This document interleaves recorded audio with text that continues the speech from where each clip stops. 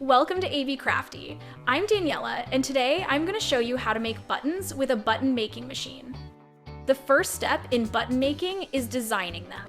I've made a free printable template to make the process super easy. I've linked to it in the description, but you can also just Google AB Crafty button template and it'll pop up. The template has different sizes, depending on the size of your button maker. You can either print it out and draw directly on it or design it within Canva, which is what I'm going to demonstrate. The yellow dotted line shows what will be included on the button face. Anything outside of the line has a risk of getting cut off.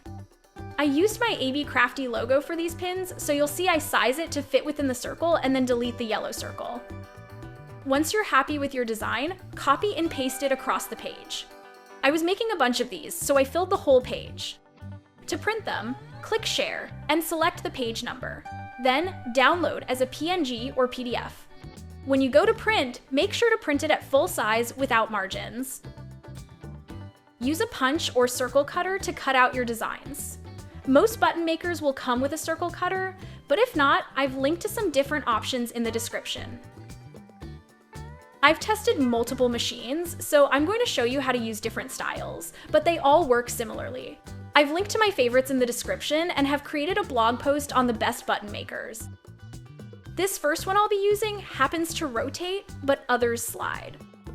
Regardless of the machine type, in addition to the printed design, you'll need 3 components to make the pin: the metal base, the pin backing, and a clear plastic circle. These will all come with the button maker. Start by placing the base of the pin, or the metal disc, on the first side of the machine. Put your cutout button design on top. You'll notice lines on the sides. Use those to center your design.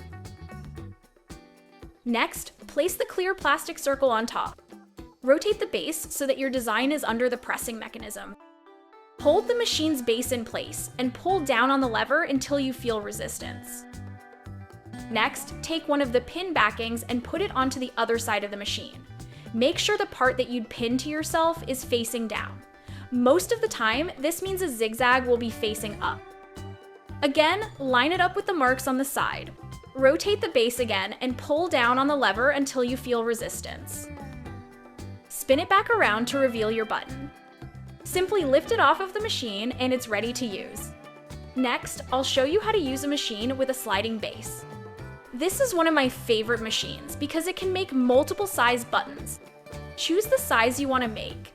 It will come with a top and bottom piece that you have to put into the machine. Push the top part into place. For the bottom part, slide it in while lifting up the top piece. When it hits the notch, simply pull a bit on the bottom part so that it clears the notch. Then, the base will be able to slide freely. Now it's ready to use. Just like with the rotating button maker, put the metal pin base down first, then the design, and then the plastic. Slide it under the mechanism and press. Then add the pin backing on the other side. In some cases, you might need to add a riser like I did with this one. You'll find this out after testing a button and seeing that it wasn't successful. Slide the base back and press. One thing to note is that something I found with the sliding type is the pin backing ends up in the wrong place because it somehow gets turned as it goes through the mechanism. Therefore, a way to ensure yours is always centered is make a pin and then when it comes out, mark the center of the design with a Sharpie.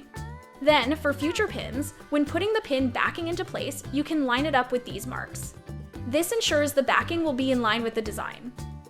If you have any questions on all things button makers and pin making, let me know in the comments. And if you enjoyed this video, please give it a like and hype it so others can find me. And as always, be sure to subscribe for more crafty tutorials.